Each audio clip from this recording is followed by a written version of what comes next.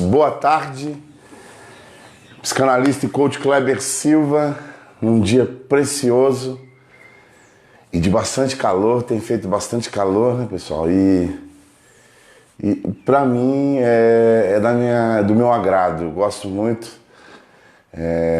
embora que às vezes a gente fica meio mole, meio cansado, mas eu gosto do calor porque ele transmite uma certa alegria. E a alegria é um dos afetos mais apreciados. Por mim, eu gosto da alegria. Eu acho que a gente tem que viver com alegria no caminho. A alegria ela é fundamental e o verão dá essa conotação. Então nós estamos em mais um programa Descomplicando e o tema da semana é um tema super significativo, porque e tem muito a ver com as duas frentes, com os dois saberes majoritários que eu estou envolvido, né? Então, eu sou graduado em teologia pela Metodista, né? Faculdade, entre as 10 melhores faculdades do país, aí, a Metodista, uma grande faculdade. E também em psicanálise, também, né? Sou graduado em psicanálise. E também sou coach, né? Então hoje nós vamos estar falando justamente de um tema que transita nessas duas dimensões, né? Teologia e psicanálise. O tema da semana é espiritualidade e psicanálise, né? Do ponto de vista do olhar psicanalítico, há uma série de questões interessantes no estudo da espiritualidade. O primeiro ponto que a gente precisa partir é diferenciar a espiritualidade de religiosidade, né? Hoje no Nuggets, naquele videozinho que o pessoal do marketing digital chama de Nuggets, eu falei um pouquinho, mas vamos retomar para que a nossa fala tenha começo, meio e fim. Espiritualidade, para entendermos, precisamos definir religiosidade primeiro. Religiosidade é um conjunto de articulações de ideias e afetos, né? Um complexo de afetos e ideias, majoritariamente criado pelo fascínio de dever dos homens, né? Então nós vemos na religiosidade uma série de paradigmas, de modelos que advêm, na verdade, de uma postura humana. E o que mais me chama a atenção é que na religiosidade a relação que se estabelece com o absoluto, quando falo absoluto me refiro a Deus, é uma relação de telos, né, segundo Aristóteles, que é uma relação de interesse. Deus, na verdade, na religiosidade, ele não é o grande fim. Deus, na religiosidade, ele é meio para se chegar a um grande fim. Então nós vemos, por exemplo, um grande exemplo disso os neopentecostais no Brasil, né? Então as igrejas neopentecostais que vêm com uma relação com Deus e uma proposta para os seus adeptos, onde Deus é um servo, onde Deus ele é aquele que provê. O grande fim não é Deus, Deus é meio para chegar no grande fim. Então o grande fim é a minha casa própria, o grande fim é o meu namoro, o grande fim é o meu carro, o grande fim é dinheiro, é riquezas. E quem providencia isso é Deus. Então Deus, ele é meio na religiosidade. Já na espiritualidade não. Na espiritualidade, Deus, ele passa a ser o grande fim. E, na verdade, as outras coisas são meio. Ou seja, eu tenho um carro, não é o grande fim. Ter uma casa não é o grande fim. ter um namoro, um casamento, não é o grande fim. O grande fim é Deus, ou seja, a fonte do meu desejo maior está linkada em Deus, não no que o mundo pode ofertar. Essa é a grande diferença. Na religiosidade, um outro aspecto, existe o quê? Um fascínio por obter as coisas. A questão maior é a obtenção das coisas. Na espiritualidade, a grande questão é a contemplação das coisas. Olha que diferença, olha que diferença. E aí, justamente o título do nosso encontro de hoje, o tema da semana é espiritualidade e psicanálise, mas o título de hoje é oração versus psicanálise. Ou seja, o que a psicanálise pode dizer sobre o ato de orar? O ato de orar baseado na espiritualidade não é um ato de pedir o tempo todo.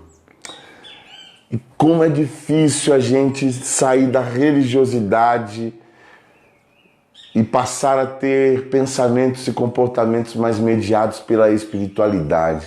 Eu me lembro um dia, e a oração prova essa nossa dificuldade.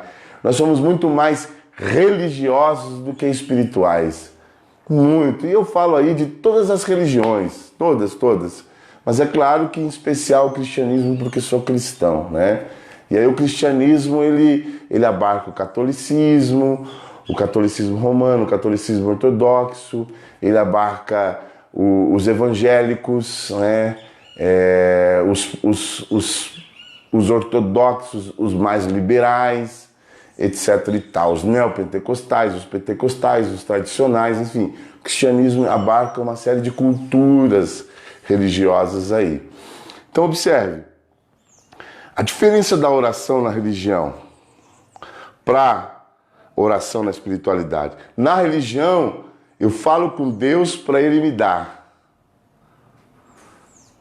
Na espiritualidade, eu me deleito na grandeza que Ele é e a oração passa a ser um gesto de amor a Ele. Claro, não descarta necessidades que tenho que Ele pode suprir. Não descarta-se. Mas não é o centro da oração. Na espiritualidade, a oração é uma espécie de elogio a Deus. Cara, e isso é impressionante o quanto isso é poderoso. Poderosíssimo. Freud vai dizer que nós estamos resistentes, nós escapamos das críticas, mas somos completamente indefesos a um elogio. E se a oração na espiritualidade é um elogio a Deus, eu acredito que Deus também tem uma espécie de postura indefesa diante do elogio. Eu me lembro de uma oração de um certo autor, que ele dizia assim: ó profundidade das riquezas, tanto da sabedoria como da ciência, se referindo a Deus. Quem compreendeu o seu intento? Olha que interessante, ele vai dizer: quem foi o seu conselheiro? Olha a profundidade, está dizendo, quem aconselhou Deus em alguma coisa?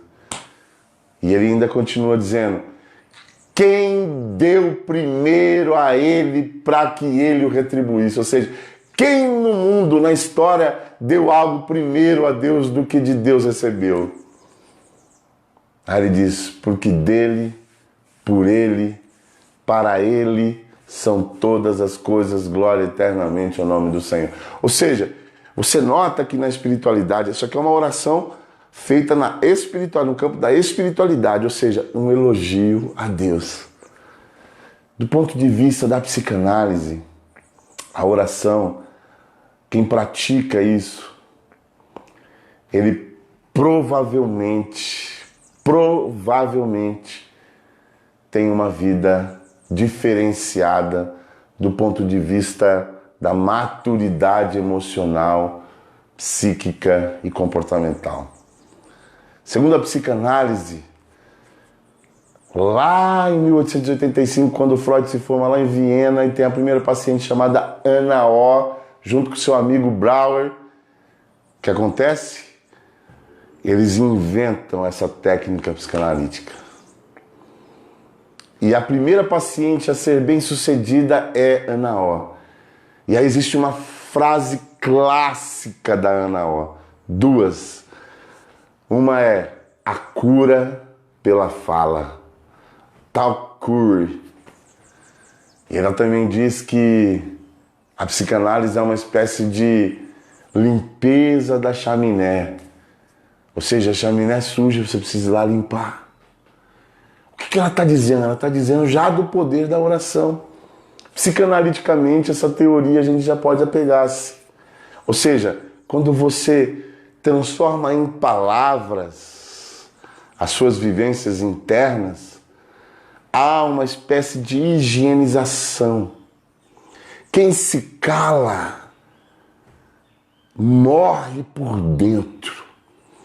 Quem fala das suas dores, além de drená-las, tem possibilidade de construir possibilidades de se relacionar com elas de maneira mais leve e que traga aprendizado para o meu viver. Cara, a oração então é falar. E aí, quando a gente fala na terapia, a gente fala com quem? A gente fala com o analista.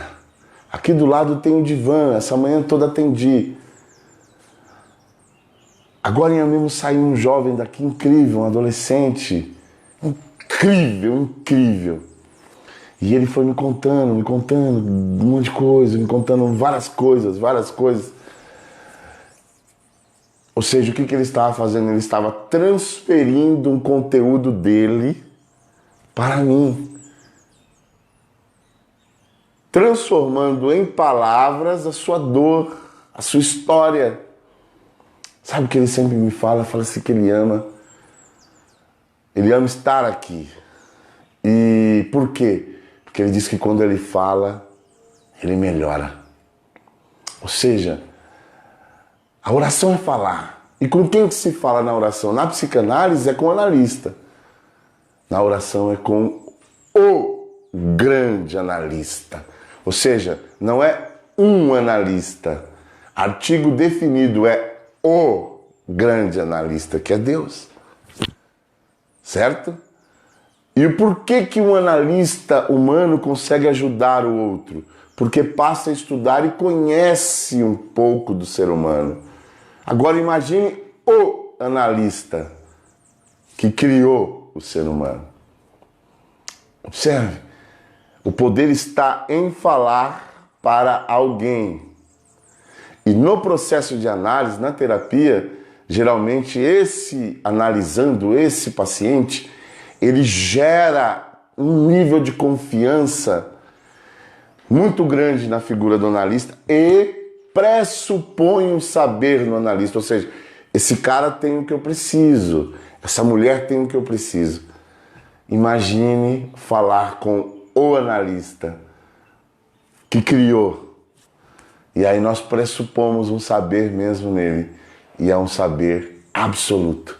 Sabe o que eu quero desafiar você essa semana? A fazer preces, a orar. Como é que anda a sua vida em falar com Deus? Tem uma música, eu não lembro se é do Caetano Veloso, eu não lembro agora, ou se é do Vinícius, não lembro, mas ela diz: eu preciso falar com Deus, eu quero falar com Deus. Talvez você não tenha essa prática ainda. Eu tenho um privilégio, quero encerrar essa live tenho um grande privilégio, porque desde muito pequeno, minha mãe tem me ensinado e me ensinou a falar com Deus, com o analista. E eu vou contar uma história para você. Já falei muito mais do que tenho falado. Mas ontem à noite, quando eu fui pensar no tema dessa semana, isso veio, me ocorreu forte. E eu quero desafiar você a conversar com ele. O bom desse analista é que você não precisa marcar o horário. Ele está pronto a hora que você resolver falar com ele. Tá ok? Guarde isso, reflita sobre isso. A minha vontade é que eu possa falar mais com ele, com Deus. Mas não do ponto de vista da religiosidade, para ficar pedindo. Não. Antes de tudo, para reconhecer que eu sou fraco, que eu erro, que eu piso na bola e eu erro mesmo, eu piso na bola mesmo. E aí quando eu vou até ele, ele me ajuda. Então pense nisso essa semana, tá? Que você possa falar mais com Deus. Se eu fosse resumir a minha oração desses últimos 2 anos e meio, seria a frase de um teólogo norte-americano que dizia assim: Senhor, eu tenho feito tantas coisas para que o Senhor me deixasse de amar, mas nenhuma delas tem sido suficiente para que o seu amor se esvazie acerca de mim. Um grande abraço, fique com Deus. Amanhã nós estaremos falando sobre espiritualidade e psicanálise, mas falando sobre fé. Provavelmente é esse o tema, depois eu vejo lá e reanuncio. Tá ok? Amanhã também teremos uma aula aberta, nós estamos no Setembro Amarelo, lembre-se disso. Estamos no Setembro Amarelo, numa campanha mundial, e o nosso instituto é engajado nisso. E estamos influenciando outros institutos, isso que me deixa feliz. Outros institutos aí que estão nascendo agora, nós estamos influenciando e a gente fica muito feliz com tudo isso. Tá ok? Então amanhã teremos uma aula aberta, você pode nos acompanhar. O Silvio, professor Silvio, pastor e professor, ele capelão há mais de 15 anos na Unicamp, um cara sensacional.